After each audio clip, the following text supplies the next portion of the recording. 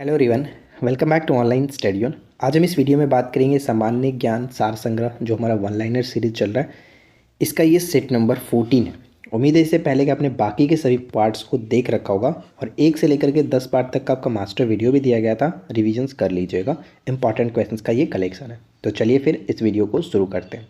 आगे बढ़ने से पहले फ्रेंड्स मैं आप लोगों को बता दूं कि आज हमारे एप्लीकेशन पे जो बिहार दरोगा का मेंस बैच है उसका ऑफ़र का लास्ट डे है। 29 जनवरी लास्ट डे आपको बताया गया था। तो जो लोग अभी तक ज्वाइन नहीं किए उन लोगों को बता दूं कि मिशन वर्दी बिहार दरोगा मेंस का बैच, जिसमें आपको बहुत सारी चीज़ें मिल जाएंगी, आपके एग्ज़ाम्स में हेल्प करेगा। और ये जस्ट आपको 149 के साथ मिल रहा है। और इसमें जितने भी नोट्स आपको दिए गए हैं आप इनको डाउनलोड करके प्रिंट आउट कराना चाहें तो करा सकते हैं। यानी कि आपको अब अलग अलग सोर्स से नहीं पढ़ना है, एक जगह से हमारे नोट्स को पढ़ लीजिए। बाकी आप प्रैक्टिस सेट लगाइए, प्रैक्टिस सेट में उसमें हम प्रोवाइड कराएंगे। तो कुल मिलाकर आपके लिए बहुत फ़ायदेमंद का ये रहने वाला है। 149 में आपको पूरी स्टडी मटेरियल मिल रही है। तो बस आज भर ये ऑफ़र रहने वाला है। तो जल्द से जल्द जाइए एप्लीकेशन पर और अभी के अभी इस कोर्स को ज्वाइन कर लीजिए। तो देखिए फ्रेंड्स, सबसे पहला प्रश्न यहाँ पे ये है जो कि पेज नंबर 34 है। 33 तक हमने ऑलरेडी कवर करा चुका है। राजगोपालचारी और उनके सहयोगियों ने 1960 में कितने सूत्री घोषणा पत्र का मसौदा तैयार किया था? 21 सूत्री। ये प्रश्न इंपॉर्टेंट रहेगा, 21 सूत्री। हैदराबाद रियासत का भारतीय संघ में किस माह एवं वर्ष में विलय हुआ? तो हैदराबाद रियासत का विलय 1948 में हुआ था, लेकिन याद रखिएगा कि नवंबर 1948 में, नवंबर 1948 में। हैदराबाद की बात कर रहे हैं तो इसके संस्थापक कौन थे? इसकी स्थापना निज़ामुल मुल्क ने किया था 1724 ईस्वी में। अगला प्रश्न आता है कैग यानी कि नियंत्रक एवं महालेखा परीक्षक। तो इनके बारे में उल्लेख हमारे संविधान के अनुच्छेद 148 से 151 के अंतर्गत किया गया। 148 में कहा गया कि भारत का एक नियंत्रक एवं महालेखा परीक्षक होंगे। 149 में इनके कर्तव्य और शक्तियों के बारे में बताया गया। 150 संघ एवं राज्य के खातों का प्रारूप ये तैयार करते हैं। और 151 के अंतर्गत लेखा परीक्षण के प्रतिवेदन के बारे में कहा गया। और 14वें जो कैग थे कौन? तो गिरीश चंद्र मुर्मू। ये सब याद रखना है। चलिए आगे बढ़ते हैं और अगला प्रश्न देखिए। नेक्स्ट आता है कि केलुचरण महापात्र। केलुचरण महापात्र किस श्रेणी के नृत्य के प्रतिपादक थे? केलुचरण महापात्र उड़ीसी नृत्य के प्रतिपादक थे। और वर्तमान में शास्त्रीय नृत्यों की संख्या कितनी है? 8। शाक कृषि यानी ओल्वेरी कल्चर जो है, इसका संबंध सब्जियों के उत्पादन, भंडारण, प्रसंस्करण और विपणन से होता है, ओल्वेरी कल्चर। मांसाहारी पौधे की बात करते हैं तो वीनस फ्लाईट्रैप भी आता है, ड्रोसेरा, डायोनिया और यूट्रिकुलेरिया। ये सभी के सभी मांसाहारी पौधे हैं। ठीक है, इसमें एक और नाम आप जोड़ सकते हैं वीनस फ्लाईट्रैप का। नेक्स्ट है कि पोमोलॉजी। पोमोलॉजी में फलों और इनकी खेती के अध्ययन करते हैं। और एपीकल्चर मधुमक्खी पालन से आपको पता है।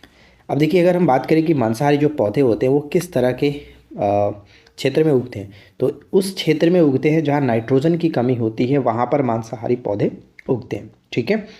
चरक द्वारा ग्रंथ को कितने भागों में विभाजित किया गया था? चरक द्वारा जो चरक संहिता है इसको 8 भागों में, अष्टांग। पाणिनि यानी अष्टाध्यायी के लेखक थे पाणिनि। का जन्म कहाँ हुआ था? तो वर्तमान पाकिस्तान में सिंधु नदी पर सालतुला में। ठीक है। और अष्टाध्यायी को हम लोग एक और नाम से जानते थे, अस्तक भी जाना जाता, अस्तक के नाम से। नेक्स्ट है कि क्षेत्रीय ग्रामीण बैंकों की स्थापना ग्रामीण ऋण पर किस समिति की सिफारिश पर की गई थी? क्षेत्रीय ग्रामीण बैंकों की स्थापना 1975 में की गई थी, नरसिम्हन समिति की सिफारिश पर। पहला क्षेत्रीय ग्रामीण बैंक की स्थापना 2 अक्टूबर 1975 को हुआ था।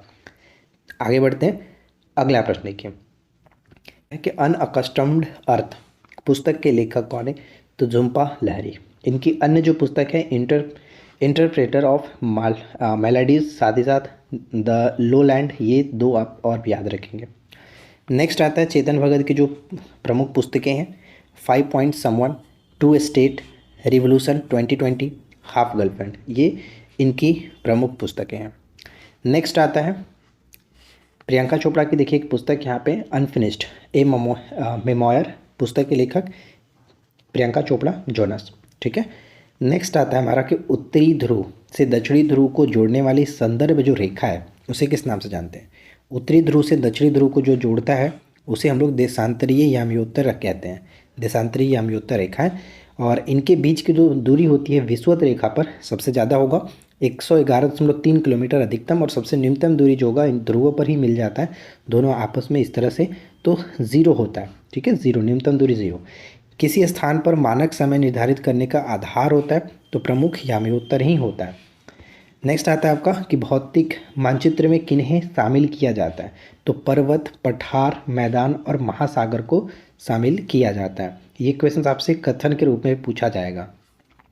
ग्लोब पर वह वृत्त जो दिन और रात को विभाजित करता है, यानी ग्लोब पर वह वृत्त कौन सा है जो दिन और रात को विभाजित करता है, उसे हम लोग प्रदीप्त वृत्त कहते हैं। प्रदीप्त वृत्त।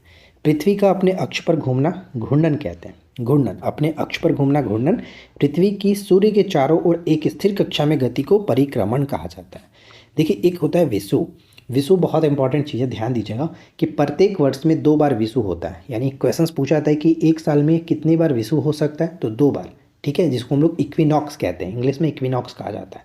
तो विषुव 2 बार होता है, एक तो 21 मार्च को, एक होता है 23 सितंबर को। दोनों मैंने यहाँ पर लिख रखा है।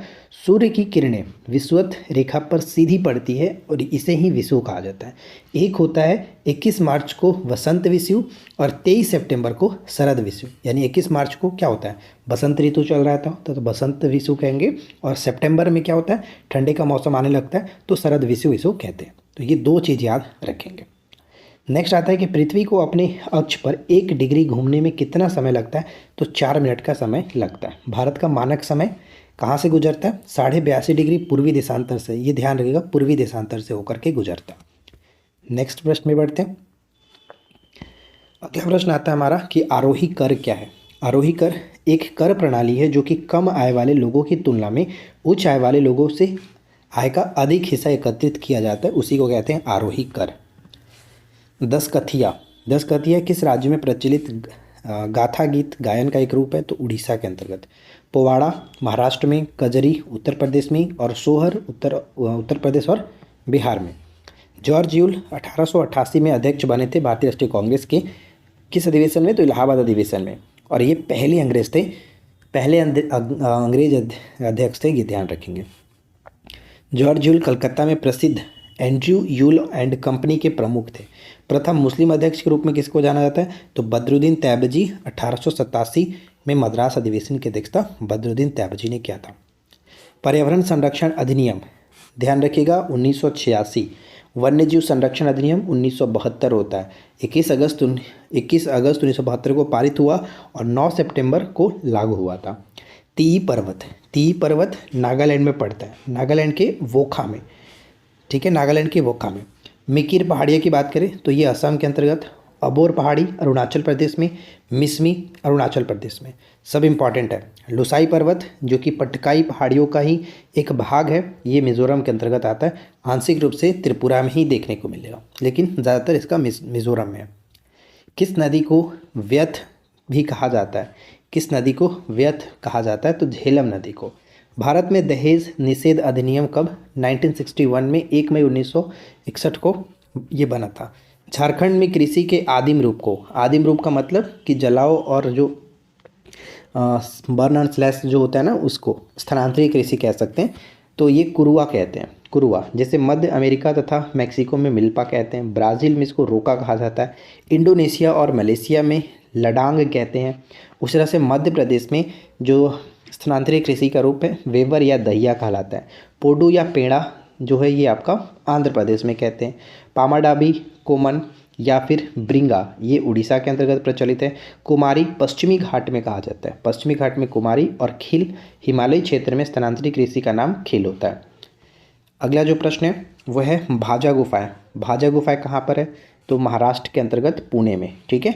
हीनयान बौद्ध संप्रदाय से संबंधित है, ध्यान रखिएगा, हीनयान से संबंधित है। सविनय अवज्ञा अभियान पूरी तरह से समाप्त कब हुआ था, 1934 में, 7 अप्रैल 1934 को पूरी तरह से सविनय अवज्ञा आंदोलन को समाप्त किया गया। ये चीज़ याद रखिएगा, ठीक है फ्रेंड्स। तो आई होप कि आप लोगों को आज के छोटा सा वीडियो अच्छा लगा होगा। वीडियो पसंद आया तो लाइक एंड शेयर करिए। चैनल पे पहली बार है सब्सक्राइब करके नोटिफिकेशन बेल आइकन को ऑल पे सेट कर लीजिए। हम मिलते हैं आपके साथ इसी प्रकार के नेक्स्ट वीडियो में नए टॉपिक के साथ। Thanks for watching, keep learning, have a good day.